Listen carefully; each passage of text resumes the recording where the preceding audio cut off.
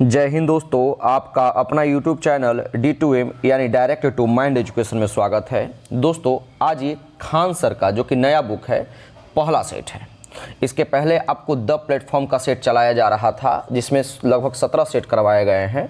उस बुक को भी लेकर के चला जाएगा। ये दोनों बुक अल्टरनेट चलेगा। इससे क्या होगा कि मैंने जो भी सेट करवाना स्टार्ट कराया है ना, वो दोनों बुक आपको एक साथ कवर हो जाएंगे। साथ ही साथ इसका PDF पाने के लिए आप टेलीग्राम डिस्क्रिप्शन में दिए हुए जो लिंक है उस पर आप क्लिक करके टेलीग्राम चैनल से जुड़िए और आप वहां से PDF प्राप्त कर सकते हैं। अगर आप मेरे चैनल पे पहली बार जुड़ रहे हैं तो चैनल को सब्सक्राइब कर लें और बेल आइकन को प्रेस कर लें। इससे मैं जो भी वीडियो अपलोड करूंगा सबसे पहले आपको नोटिफिकेशन मिलेगा और वीडियो को आप देख पाएंगे। तो आइए हम वीडियो को ज़्यादा लेट न करते हुए एक एक करके प्रश्नों को देखेंगे और प्रश्न संख्या 1 देखें। प्रश्न संख्या 1 कहता है कि सिंधु सभ्यता के निम्नलिखित स्थलों में से किस स्थल में गोदी यानी डॉकयार्ड या कहीं कहीं आपको पतन भी देखने को मिलेगा, ठीक है, होने का प्रमाण मौजूद है। तो आप आंसर लगाएंगे ऑप्शन नंबर 2 लोथल। ये लोथल है कहाँ? तो लोथल जो है दोस्तों गुजरात में है। गुजरात में भोगवा नदी के किनारे जो है ये स्थित एक स्थल है जो कि प्राचीन युग में गोदी या डॉकयार्ड या बंदरगाह या पतन के भी नाम से आपको मिलेगा, ध्यान में रखिएगा।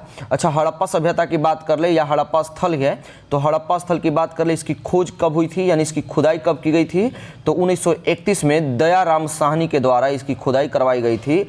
जबकि मोहनजोदड़ो की जो है दोस्तों 1922 ईस्वी में राखल दास बनर्जी या फिर आपको RD बनर्जी भी देखने को मिलेगा के द्वारा जो है मोहनजोदड़ो की खुदाई की गई थी। तो इसकी जो करेक्ट आंसर क्या हो जाएगा? Option number 2 Lothal.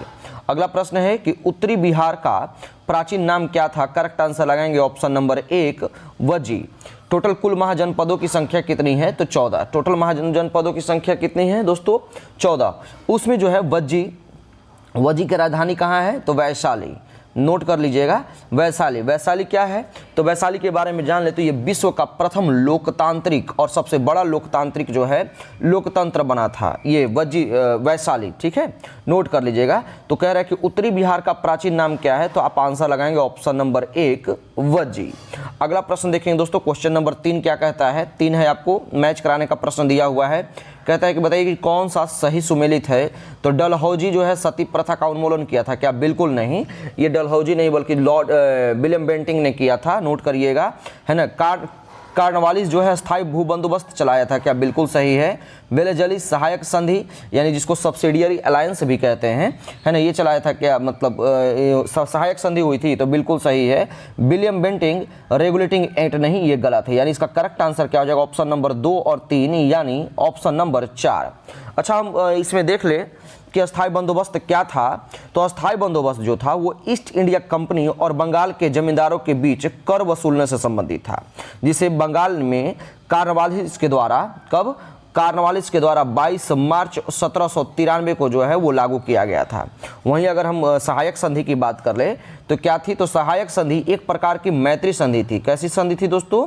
ये मैत्री संधि थी जिसका प्रयोग 1798 से लेकर के 1855 तक जो है वो लॉर्ड वेलेस्ली के समय में हुआ था, ठीक है, इस चीज को ध्यान में रखेंगे। तो इसका करेक्ट आंसर क्या हो जाएगा? Option number 4। अगला प्रश्न है, कहता है कि क्रिप्स मिशन का प्रस्ताव कब भारत आया? तो क्रिप्स मिशन का प्रस्ताव कब आया? तो 4 का करेक्ट आंसर लगाएंगे ऑप्शन नंबर 1 30 मार्च 1942 को जो है वो क्रिप्स मिशन का प्रस्ताव आया था। अच्छा, ये आया क्यों था? तो संविधान सभा के गठन के लिए आया था, नोट करिएगा, संविधान सभा के गठन के लिए जो है ये क्रिप्स मिशन को लाया गया था। एक चीज़ मैं आपको बता दूं कि मैं बहुत ज़्यादा इसलिए डीप नहीं जाने का प्रयास कर रहा हूं कि आपको प्रचंड विद्वान बनने की जरूरत नहीं है। ये आप क्विक रिवीजन के तौर पे ले सकते हैं कि इस तरह से क्वेश्चन आपको क्विक रिवीजन भी होगा और आपको अच्छा एक्सप्लेनेशन भी लगभग मिल जाएगा। बस आपको एक सीट से मतलब है, ना ही कि बस चलते चले जा रहे हैं। आपको प्रचंड विद्वान बनना जरूरी नहीं है। तो 4 का करेक्ट आंसर क्या हो जाएगा दोस्तों? Option number 1। अगला प्रश्न है, दिल्ली समझौता किसे कहा जाता है? तो दिल्ली समझौता जो दोस्तों ऑप्शन नंबर 3 है, गांधी इरविन समझौता को ही दिल्ली समझौता के नाम से जाना जाता है। अच्छा, ये हुआ कब था? तो 5 मार्च 1931 ईस्वी को जो है गांधी इरविन समझौता कह लीजिए या दिल्ली समझौता कहा जाए। तो इसका करेक्ट आंसर क्या हो जाएगा? Option number 3। अगला प्रश्न है, क्वेश्चन नंबर 6 कहता है कि वह कौन सा अंतिम वर्ष था जब भारत में रेल बजट और केंद्रीय बजट अलग अलग प्रस्तुत किया गया था? तो इसका करेक्ट आंसर हो जाएगा दोस्तों ऑप्शन नंबर 1 2016 को दोनों रेल बजट और केंद्रीय बजट को अलग अलग प्रस्तुत किया गया था। अगला प्रश्न है क्वेश्चन नंबर 7 कहता है कि 1919 से 1920 के दौरान दरभंगा राज्य में किसान आंदोलन का नेता कौन था? तो करेक्ट आंसर लगाएंगे 7 का ऑप्शन नंबर 2 स्वामी विद्यानंद। अगला प्रश्न क्वेश्चन नंबर 8 क्या कहता है दोस्तों, देख लीजिएगा। 8 कहता है कि वास्को डी गामा ने समुद्र मार्ग की खोज की थी, तो किसकी? तो वास्को डी गामा आया था 1498 ईस्वी में केप ऑफ गुड होप के रास्ते। किसके द्वारा? केप ऑफ गुड होप के द्वारा जो है रास्ते के माध्यम से गुड होप के माध्यम से जो है भारत के रास्ते का खोज किया था, समुद्री मार्ग की खोज किया था। तो इसका करेक्ट आंसर लगाएंगे ऑप्शन नंबर 3।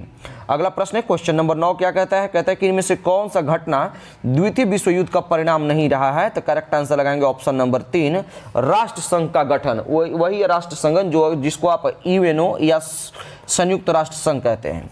अगर हम इसकी गठन की बात कर ले तो कब हुआ था?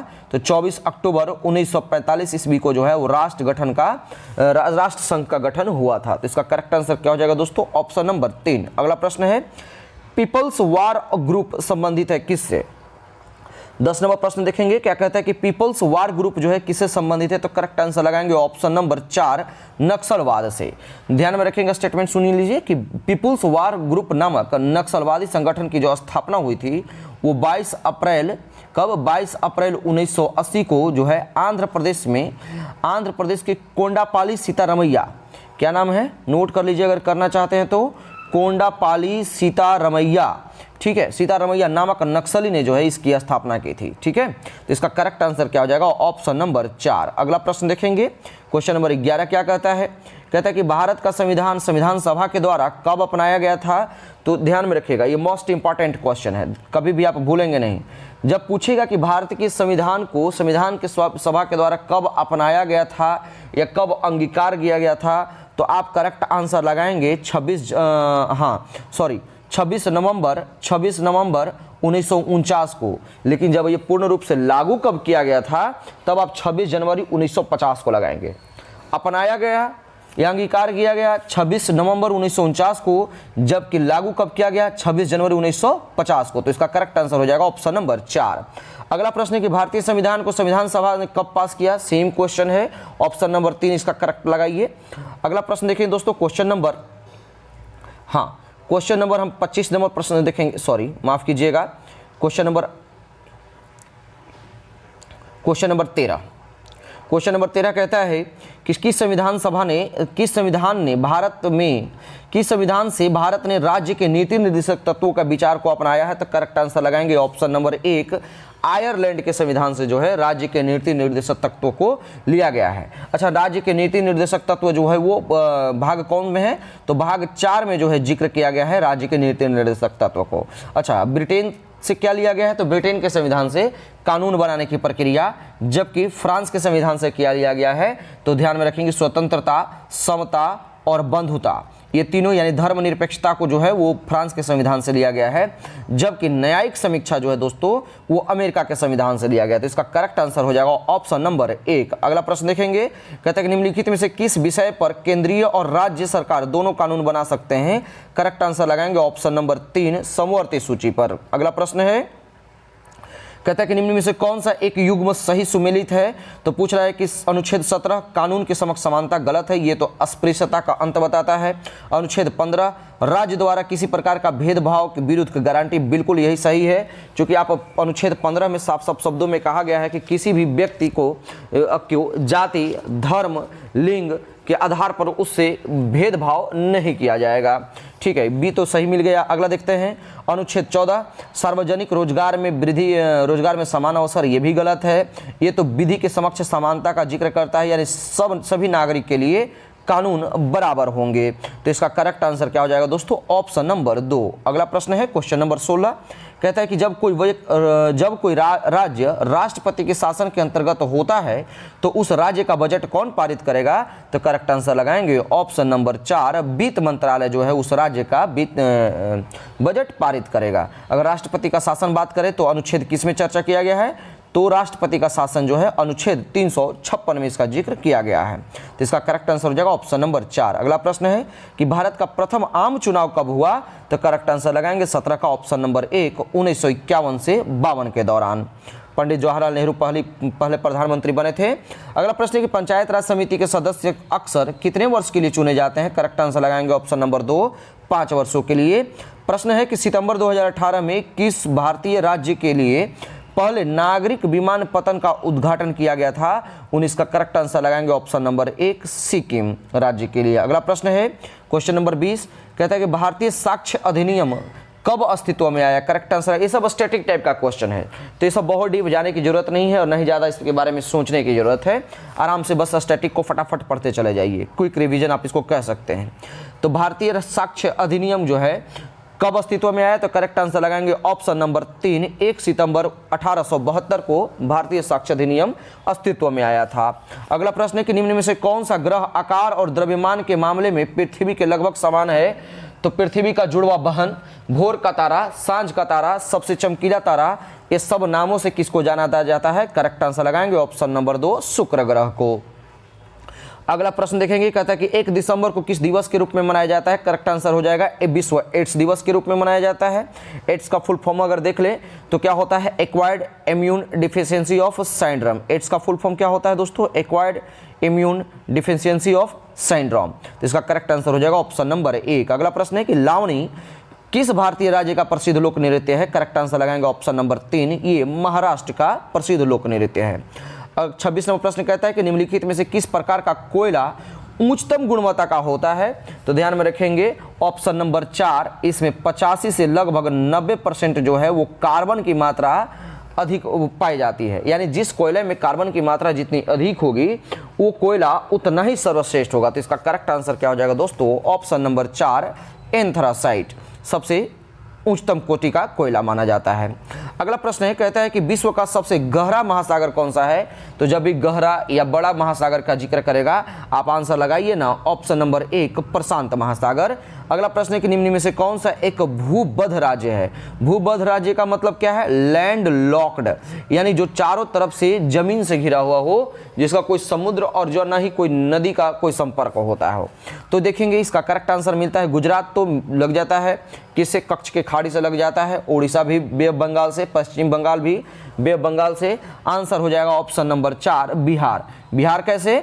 तो बिहार के बारे में अगर हम देख लें 26 नंबर प्रश्न, तो उत्तर में जो है बिहार के उत्तर में नेपाल स्थित है, पश्चिम में पश्चिम बंगाल स्थित है, दक्षिण में जो है वो कौन सा स्थित है दोस्तों? तो दक्षिण में इसका झारखंड स्थित है और पश्चिम में जो है दोस्तों ये उत्तर प्रदेश है। पूर्व में माफ कीजिएगा, पूर्व में पश्चिम बंगाल है और पश्चिम में उत्तर प्रदेश है। यानी बिहार जो है वो चारों तरफ से ये घिरा हुआ है, इसको लैंड लॉक्ड आप कहिए, कोई दिक्कत नहीं है। तो अगला प्रश्न होगा, देखिए दोस्तों, अगला प्रश्न कहता है कि निम्नलिखित में से प्रायद्वीपीय भारत की सबसे बड़ी नदी कौन सी है? करेक्ट आंसर लगाएंगे ऑप्शन नंबर 2, गोदावरी नदी जो है प्रायद्वीपीय भारत की सबसे बड़ी नदी है। गोदावरी नदी को दक्षिण भारत की गंगा भी कही जाती है या फिर आप वृद्ध गंगा के भी नाम से इसको जानते हैं। इसका करेक्ट आंसर हो जाएगा ऑप्शन नंबर 2। अगला प्रश्न है, किस बहुउद्देशीय नदी घाटी परियोजना का निर्माण महानदी पर हुआ? तो ध्यान में रखेंगे कि ये वहाँ का मुख्यमंत्री थे बिजू पटनायक। तो बिजू पटनायक ने जो है वो हीराकुंड बांध का जो है उड़ीसा में इसका निर्माण करवाया था। तो इसका करेक्ट आंसर हो जाएगा ऑप्शन नंबर 2। अगला प्रश्न है कि किस भारतीय राज्य में सार्वजनिक क्षेत्र में वन स्थित है? यानी सबसे अधिक मामले में पूछ रहा है, सर्वाधिक होना चाहिए तो या फिर सार्वजनिक की बात करें तो इसका करेक्ट आंसर हो जाएगा ऑप्शन नंबर 4, मध्य प्रदेश में जो है सार्वजनिक क्षेत्र में वन स्थित है। अगला प्रश्न है क्वेश्चन नंबर 30 क्या कहता है? कहता है कि मध्य प्रदेश में खेती की कृषि विधि झूम कृषि को क्या कहते हैं? ध्यान में रखिएगा कि झूम जो है अलग अलग राज्यों में झूम खेती को अलग अलग नामों से भी जानते हैं। तो 30 का जो करेक्ट आंसर हो जाएगा दोस्तों ऑप्शन नंबर 3, यानी मध्य प्रदेश के झूम कृषि को दहिया के नाम से जाना जाता है। अगला प्रश्न है कि राष्ट्रीय खाद्य सुरक्षा मिशन का लक्ष्य निम्नलिखित में से किन उत्पादों को बढ़ावा देने के लिए है? तो सबसे पहले तो आप आंसर कट करेंगे, और जिसमें ऑप्शन 3 दिख रहा है ये लगाएंगे, कट करेंगे, यानी फल की नहीं। तो ए और सी तो कटा, बचा क्या? चावल, गेहूं, दलहन और मोटे अनाज। हालांकि मेनली तौर पे जो है मुख्य रूप से चावल दलहन और मोटे अनाज ही होना चाहिए, लेकिन 1, 4, 5 सिर्फ एक ही ऑप्शन में दिख रहा है, ऑप्शन नंबर 4। अच्छा, ये खाद्य सुरक्षा मिशन का शुरुआत कब किया गया था?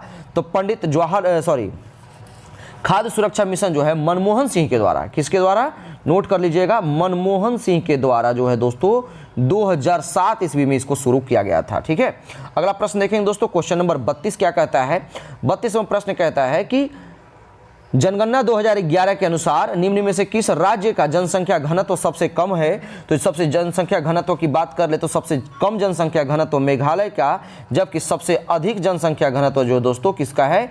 वो है दिल्ली का, जो कि केंद्र शासित प्रदेश है। तो इसका करेक्ट आंसर हो जाएगा ऑप्शन नंबर 1। अगला प्रश्न है, भारत के भुगतान संतुलन के चालू खाते में रुपए का पूर्ण परिवर्तनशील कब हुआ? तो 33 का करेक्ट आंसर लगाएंगे दोस्तों ऑप्शन नंबर 3, 19 अगस्त 1994 को। अगला प्रश्न है क्वेश्चन नंबर 34 क्या कहता है? 34वां प्रश्न कहता है कि बैंक नोट प्रेस कहाँ स्थित है? आंसर लगाएंगे ऑप्शन नंबर 2, देवास में जो है दोस्तों बैंक नोट प्रेस स्थित है। अगला प्रश्न है क्वेश्चन नंबर 35 क्या कहता है कि समुराई योद्धा वर्ग है। समुराई जो है दोस्तों एक योद्धा का वर्ग है, वो कहाँ है, कहाँ का है? तो समुराई योद्धा वर्ग जो है वो जापान का है। तो इसका करेक्ट आंसर हो जाएगा ऑप्शन नंबर 3। अगला प्रश्न देखेंगे क्वेश्चन नंबर 36 क्या कहता है? कहता है कि स्पिनिंग जेनी की खोज किसने की थी? ये सब स्टैटिक क्वेश्चन है, आप बिल्कुल ही नहीं भूलेंगे, क्विक रिवीजन होते रहेगा। ठीक है, तो स्पिनिंग जेनी की खोज किसने की थी दोस्तों? तो करेक्ट आंसर लगाएंगे ऑप्शन नंबर 3, जेम्स हारग्रीव्स ने जो है वो स्पिनिंग जेनी की खोज की थी। अगला प्रश्न है कि प्राकृतिक चयनवाद, जिसको आप नेचुरल सिलेक्शन कहते हैं, का सिद्धांत किसने दिया था? तो इसका करेक्ट आंसर लगाएंगे ऑप्शन नंबर 3, चार्ल्स डार्विन ने। अच्छा, लैमार्क ने किस चीज का जो है वो सिद्धांत दिया था? तो उपार्जिता के लक्षणों के जो है, क्या नोट कर लीजिए, उपार्जिता के लक्षणों का जो है दोस्तों इन्होंने सिद्धांत दिया था, किसने? लैमार्क ने। तो इसका करेक्ट आंसर हो जाएगा ऑप्शन नंबर 3। अगला प्रश्न है क्वेश्चन नंबर 38 कहता है कि पौधों में निषेचन के फलस्वरूप उत्पन्न एकल कोशिका क्या कहलाती है? तो पौधों में जो है निषेचन के फलस्वरूप जो उत्पन्न एकल कोशिका होता है दोस्तों, तो उसको हम क्या कहते हैं? ऑप्शन नंबर 1, युग्मज कहते हैं। क्या कहते हैं? हम उसको युग्मज कहते हैं। अगला प्रश्न है कि दांतों एवं हड्डियों में उपस्थित होता है। तो आप जानते हैं कि बोन्स जो होते हैं वो फास्फोरस से मिलकर के बने होते हैं, और आपका ऑप्शन दिख रहा है कैल्शियम और calcium phosphate, option number 2, calcium phosphate से मिलकर के बने होते हैं। अगला प्रश्न है कि पित्त रस का कार्य क्या होता है? तो 39 नंबर प्रश्न देखेंगे तो पहले ध्यान में रखेंगे कि ये जो पित्त रस जो है वो दोस्तों वो यकृत के द्वारा स्रावित होती है। किसके द्वारा? यकृत के द्वारा स्रावित होती है, जो एक थैली में संग्रहित होता है। बाद में जो पित्त रस जो है वसा पाचन में महत्वपूर्ण भूमिका निभाती है। किसमें? वसा के एमल्सीकरण, यानी ऑप्शन नंबर 2 इसका करेक्ट आंसर हो जाएगा। ये निकलती कहां से है? यकृत से। अगला प्रश्न देखेंगे दोस्तों क्वेश्चन नंबर 41 क्या कहता है? माफ कीजिएगा, क्वेश्चन नंबर 41 देखेंगे। कहता है कि जब हृदय की मांसपेशियों को पर्याप्त ऑक्सीजन नहीं पहुंचती है तो तीव्र छाती के दर्द के लक्षण दिखते हैं, उसको क्या कहते हैं? तो उसका जो आंसर उसका होगा दोस्तों ऑप्शन नंबर 4, एंजीना पेक्टोरिस कहते हैं। ये एक डॉक्टरी मेडिकल वर्ड है। ठीक है, ये कौन सा वर्ड है दोस्तों? ये मेडिकल वर्ड है, ये कोई रोग का नाम नहीं है, नोट कर लीजिएगा। ठीक है, उसको जो लक्षण दिखता है वो मेडिकल वर्ड है, उसको एंजीना पेक्टोरिस के भी नाम से जाना जाता है। 42 का करेक्ट आंसर, 41 का आंसर हो जाएगा ऑप्शन नंबर 4। अगला प्रश्न है कि बोमन संपुट किस तंत्र का भाग है दोस्तों? तो 42 का करेक्ट आंसर हो जाएगा ऑप्शन नंबर 1, ये उत्सर्जन तंत्र का भाग है। अगला प्रश्न है कि नीमाटोडा द्वारा कौन सा रोग होता है? तो नीमाटोडा के द्वारा जो है दोस्तों आप फाइलेरियासिस कह सकते हैं। तो फाइलेरियासिस नाम का रोग होता है, ध्यान में रखिएगा। अगला प्रश्न है कि कीट निम्नलिखित में से किससे संबंधित है? तो कीट ध्यान में रखिएगा पहले कि ऑर्थोपोडा और सिलेंट्रेटा नहीं होगा। ऑर्थोपोडा क्या होता है कि जैसे जो आप केकड़ा वगैरह जानते हैं, तो केकड़ा, कॉकरोच ऑर्थोपोडा संघ में आ जाते हैं, जबकि घींघा जो है दोस्तों वो सिलेंट्रेटा में आ जाते हैं। और जितने भी रेंगने वाले जंतु होते हैं, रेंगने वाले जो जंतु होते हैं वो एनेलिडा संघ में आ जाते हैं। तो इसका करेक्ट आंसर हो जाएगा ऑप्शन नंबर 3। अगला प्रश्न है कि रक्त का थक्का जमने के लिए आवश्यक विटामिन कौन सा है? ऑप्शन नंबर 3, के इसके लिए आवश्यक विटामिन है। अच्छा, हम देख लें कि विटामिन डी का रासायनिक नाम क्या है दोस्तों? तो विटामिन डी का रासायनिक नाम जो है कैल्सीफेरोल है। कैल्सीफेरोल कैसे है? आप जानते होंगे कि विटामिन डी से हमें क्या मिलता है? कैल्शियम मिलता है। तो विटामिन डी कैल्शियम, कैल्शियफेरॉल, याद रखिएगा, ठीक है। विटामिन सी से क्या मिलता है? विटामिन सी का रासायनिक नाम क्या है? तो इसका रासायनिक नाम अस्कॉर्बिक एसिड है। विटामिन सी की कमी से एक अस्कर्वी रोग होता है, जिसके वजह से इसको हम अस्कॉर्बिक एसिड कह सकते हैं। और विटामिन ई का रासायनिक नाम क्या है? तो इसको हम टोकोफेरॉल के भी नाम से जानते हैं। तो इसका करेक्ट आंसर क्या हो जाएगा? ऑप्शन नंबर 3, यानी विटामिन के वजह से रक्त का थक्का जमने में मदद करता है। अगला प्रश्न देखेंगे, क्वेश्चन नंबर 46, कहता है कि वायुमंडल में सबसे पर्याप्त मात्रा में पाए जाने वाला गैसीय मूल तत्व क्या है? तो करेक्ट आंसर लगाएंगे 46 का, ऑप्शन नंबर 1 नाइट्रोजन। कितना परसेंट? 78%, जबकि ऑक्सीजन 21%, बाकी अन्य में अन्य लोग हैं। अगला प्रश्न है कि श्यानता गुणांक का बीमा सूत्र क्या है? सही आंसर हो जाएगा option number 1 M1 L-1 T-1। अगला प्रश्न है क्वेश्चन नंबर 48, क्या कहता है कि वैद्युत आवेग नहीं बल्कि वैद्युत आवेश होना चाहिए। तो वैद्युत आवेश का SI मात्रक क्या है दोस्तों? तो आंसर लगाएंगे ऑप्शन नंबर 1 कूलम्ब। विद्युत आवेश का SI मात्रक क्या है दोस्तों?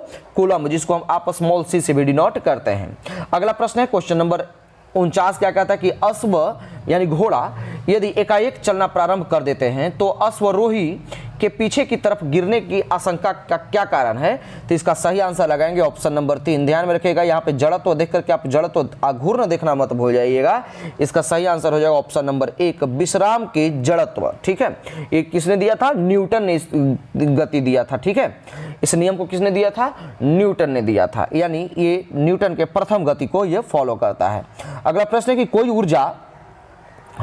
कोई ऊर्जा जो भंडारित है वो क्या कहलाती है? तो 50 का करेक्ट आंसर लगाएंगे ऑप्शन नंबर 1 विभव ऊर्जा, ठीक है। ध्यान में रखेंगे कि किसी इकाई धनावेश को अनंत से किसी बिंदु तक ले जाने में जितना कार्य करना पड़ता है उस बिंदु का विद्युत वैभव कहते हैं। क्या कहते हैं? उस बिंदु का विद्युत वैभव कहते हैं। तो इसका करेक्ट आंसर क्या हो जाएगा? Option number 1। अगला प्रश्न है भूकंप किस कारण से आती है? तो प्लेट विवर्तनिकी के कारण से जो है दोस्तों ऑप्शन नंबर 1 भूकंप आते हैं। अगला प्रश्न है कि सोनार में कौन सी तरंगें प्रयुक्त की जाती है? करेक्ट आंसर लगाएंगे ऑप्शन नंबर 1 पराध्वनि जो है सोनार में प्रयुक्त किया जाता है। अगला प्रश्न देखेंगे क्वेश्चन नंबर 53, क्या कहता है दोस्तों? 53 प्रश्न कहता है कि 1 kg के पदार्थ के तापमान को डिग्री सेंटीग्रेड बढ़ाने के लिए आवश्यक ऊष्मा की मात्रा को विशिष्ट ऊष्माधारिता कहते हैं। ऑप्शन नंबर 2 इसका सही आंसर होगा। अगला प्रश्न देखेंगे दोस्तों, क्वेश्चन नंबर 54 क्या कहता है? 54वां प्रश्न कहता है कि किस कारण से आकाश का रंग नीला दिखाई देता है? तो ध्यान में रखेंगे, इसका करेक्ट आंसर हो जाएगा ऑप्शन नंबर 3 प्रकाश के प्रकीर्णन के वजह से जो है दोस्तों आकाश का रंग नीला रंग दिखाई देता है।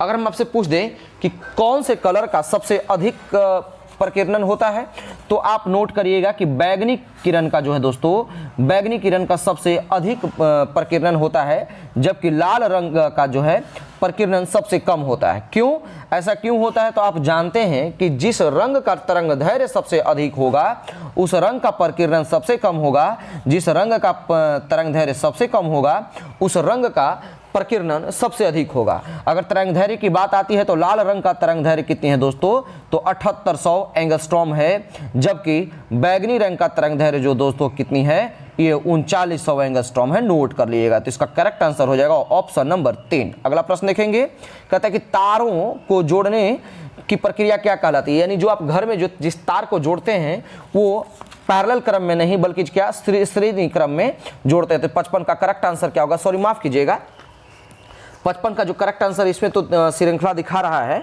लेकिन हम बता देते हैं कि तारों को जो है वो श्रेणी क्रम में नहीं बल्कि पैरेलल लाइन में जोड़ा, सॉरी श्रेणी क्रम सही आंसर है दोस्तों, माफ कीजिएगा। पैरेलल लाइन में नहीं, मुझे लगा था कि ये पैरेलल लाइन में जोड़ा जाता है, लेकिन पैरेलल लाइन में नहीं बल्कि सीरीज क्रम में जोड़ा जाता है, नोट कर लीजिएगा। तो इसका करेक्ट आंसर हो जाएगा ऑप्शन नंबर 4।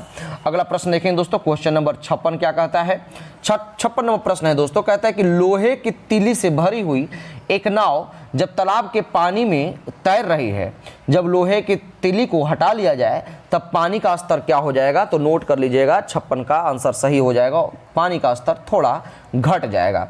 अगला प्रश्न देखेंगे दोस्तों, क्वेश्चन नंबर 56 के बाद हम 57 नंबर प्रश्न देखेंगे। 57 नंबर प्रश्न कहता है कि वह तत्व जिसका परमाणु क्रमांक और परमाणु द्रव्यमान परमाणु भार समान होता है उसको क्या कहते हैं? तो 57 का करेक्ट आंसर लगाएंगे ऑप्शन नंबर 4।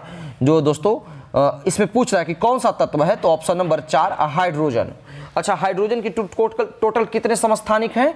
तो हाइड्रोजन के टोटल 3 समस्थानिक हैं। कौन कौन? तो प्रोटियम, नोट कर लीजिएगा, प्रोटियम, ड्यूटेरियम एंड ट्यूटोरियम, ठीक है, ट्राइटियम, सॉरी, कौन सा? ट्राइटियम। तो इसका करेक्ट आंसर हो जाएगा ऑप्शन नंबर 4। ये कह रहा है कि जिसका परमाणु क्रमांक और परमाणु भार समान है। कौन है? तो एक परमाणु क्रमांक भी है और परमाणु भार भी एक ही होता है। अगला प्रश्न है, कहता है कि सूर्य के द्वारा विकिरित ऊर्जा का कारण क्या है? तो जो एनर्जी निकलती है वो नाभिकीय संलयन की वजह से निकलती है। अगला प्रश्न देखेंगे 59 नंबर, कहता है कि समूह 18 के तत्वों को क्या कहा जाता है? तो अक्रिय गैस। इसके लिए आपको टोटल अक्रिय गैस का आपको ट्रिक याद करना है, तो ट्रिक को याद कर लीजिए। हीना, नीना और करीना, नोट कर लीजिएगा, हीना, नीना और करीना, जेनॉन और रेडॉन, ठीक है। टोटल 6 जो है अक्रिय गैस है, वो सारे का नाम आपको मैंने बता दिया। अगला प्रश्न देखेंगे कि प्लास्टर ऑफ पेरिस निम्न में से कौन सा धातु से बनाया जाता है? तो इसका सही आंसर लगाएंगे 60 का ऑप्शन नंबर 1, कैल्शियम के माध्यम से जो दोस्तों प्लास्टर ऑफ पेरिस बनाया जाता है। अगर हम इसका रासायनिक सूत्र देख ले तो क्या होता है? तो CaSO4 × ½ H2O। तो इसका करेक्ट आंसर क्या हो जाएगा? Option number 1। अगला प्रश्न देखेंगे, कहता है कि मीथेन के अणु में किस प्रकार का बंध होता है? सही आंसर लगाएंगे ऑप्शन नंबर 1, जो है दोस्तों ऑप्शन नंबर 1, केवल एकल बंध होता है। अगला प्रश्न है क्वेश्चन नंबर 62, कहता है कि निम्नलिखित में से कौन सा कथन सत्य है? तो सत्य कथन के बारे में पूछ रहा है, तो ध्यान में रखेंगे ऑप्शन नंबर 3, यानी हाइड्रोजन सल्फाइड जो है वो संयोजी बंधक है, यौगिक है, नोट कर लीजिएगा। अच्छा, हाइड्रोजन सल्फाइड के बारे में जान ले तो ये किस प्रकार का गैस है? तो यह एक रंगहीन गैस है, और इसका हम दुर्गंध के बारे में जान ले तो ये सड़े हुए अंडे की जैसा जो है गंध देती है। तो इसका करेक्ट आंसर हो जाएगा ऑप्शन नंबर 3। अगला प्रश्न देखेंगे 63 नंबर प्रश्न क्या कहता है? कहता है कि निम्न में से कौन सा रासायनिक परिवर्तन का उदाहरण है? तो रासायनिक परिवर्तन और भौतिक परिवर्तन के बारे में मैंने कई बार बताया है, जो कि पिछले सेट में। अगर आप वीडियो को से पहली बार जुड़ रहे हैं तो जाकर के आप सारे प्लेलिस्ट से वीडियो को देखिए, आपका सारा कॉन्सेप्ट क्लियर हो जाएगा। आप ऐसे समझिए कि जो रासायनिक परिवर्तन यानी जो दूसरा प्रोडक्ट तो बनता है ना, लेकिन उसको फिर वापस नहीं बनाया जा सकता है। और भौतिक परिवर्तन क्या होता है? जो दूसरा बना उसको फिर से वापस बनाया जा सकता है। तो इसमें लकड़ी का जलना, अगर एक बार लकड़ी जल गया तो क्या लकड़ी को फिर से वापस लकड़ी बनाया जा सकता है? बिल्कुल नहीं। तो इसका करेक्ट आंसर क्या हो जाएगा? Option number 3। अगला प्रश्न है कि गन मेटल किसका मिश्र धातु है? तो 64 का आंसर लगाएंगे ऑप्शन नंबर 2, जिसको बंदूक धातु भी कहते हैं। गन मेटल, बंदूक धातु, तो कॉपर है ना, टीन और जिंक, कॉपर, टीन और जिंक का ये मिश्रण से जो है गन मेटल बनता है। अगला प्रश्न है क्वेश्चन नंबर 65, कहता है कि रेडियोधर्मिता की खोज किसने की थी? आंसर लगाएंगे ऑप्शन नंबर 1, हेनरी बैकुरल ने। इनके लिए इनको क्या नोबेल अवार्ड भी दिया गया था। अगला प्रश्न है कि एक ग्रुप के तत्वों का समान गुण क्यों होता है? तो इसका आंसर लगाएंगे ऑप्शन नंबर 4, चूंकि उनमें संयोजक इलेक्ट्रॉनों की संख्या बराबर होती है, ठीक है, इसलिए क्वालिटी भी जो है क्वालिटी सेम पाया जाता है। अगला प्रश्न है कि बिहार की स्थापना कब हुई थी? तो ध्यान में रखेंगे कि बिहार जो है वो बंगाल से अलग करने की बात, यानी प्रस्तावित राजधानी तो 1911 में बनी थी, लेकिन बिहार से जो है बंगाल, यानी बंगाल से बिहार जो है दोस्तों ऑप्शन नंबर 2, यानी 1912 में पूरी तरह से अलग हो गई थी, यानी बिहार की स्थापना 1912 में हुई थी। अगला प्रश्न है, कहता है कि बिहार का कौन सा शहर 5 पहाड़ियों से घिरा हुआ है? 68 का करेक्ट आंसर लगाएंगे ऑप्शन नंबर 3, भागलपुर। अगला प्रश्न है कि ये 57 में ज्ञानपीठ पुरस्कार से किसे सम्मानित किया गया? आंसर लगाएंगे ऑप्शन नंबर 4, दामोदर मौजो को। अगला प्रश्न है कि पीएम मोदी ने कब वर्चुअली SCO शिखर सम्मेलन की अध्यक्षता करेंगे? तो करेक्ट आंसर लगाएंगे 70 का ऑप्शन नंबर 3, 4 जुलाई को। अगला प्रश्न देखेंगे दोस्तों क्वेश्चन नंबर, माफ कीजिएगा, क्वेश्चन नंबर हम देखेंगे अब क्वेश्चन नंबर 70 के बाद हम क्वेश्चन नंबर 71 प्रश्न देखेंगे दोस्तों। क्या कहता है 71 प्रश्न? हाँ, यहाँ पे है, दिलवाड़ा मंदिर स्थित है। तो दिलवाड़ा मंदिर पूछ रहा है कि आपके से कि दिलवाड़ा मंदिर कहाँ स्थित है दोस्तों? तो दिलवाड़ा मंदिर जो है माउंट आबू, राजस्थान के जो है दोस्तों माउंट आबू में दिलवाड़ा मंदिर स्थित है। इसका अच्छा निर्माता अगर हम पूछ दे कि इसका निर्माता किसने किया था, तो दिलवाड़ा के जैन मंदिर का निर्माता वास्तुपाल, किसने? वास्तुपाल और जो है तेजपाल ने मिलकर के, वास्तुपाल और तेजपाल मिलकर के जो है राजस्थान के सिरोही जिले में माउंट आबू के पास दिलवाड़ा जैन का मंदिर का निर्माण कराया था। तो इसका करेक्ट आंसर क्या हो जाएगा? Option number 1। अगला प्रश्न है, भारत की संसद में पहली लोकपाल विधेयक कब पेश किया गया? तो ध्यान में रखेंगे 1968 में। हालांकि सबसे पहले जो है लोकपाल विधेयक को ओम्बुड्समैन के नाम से, किस नाम से? ओम्बुड्समैन के नाम से जो है दोस्तों स्वीडन में पेश किया गया था। और भारत कई बार लोकपाल विधेयक को पेश तो किया, लेकिन पारित नहीं हुआ। फाइनली 2019 में जो है 2019 में भारत के प्रथम लोकपाल का नियुक्त कर लिया गया। उनका नाम क्या था? तो पिनाकी चंद्र घोष। अगर आपसे पूछते कि भारत के प्रथम लोकपाल का नाम क्या है, तो आप आंसर लगाएंगे पिनाकी चंद्र घोष। इनका करेक्ट आंसर हो जाएगा। तो इसका सही आंसर हो जाएगा ऑप्शन नंबर 1। अगला प्रश्न है, आधुनिक कंप्यूटरों का जनक किसे माना जाता है?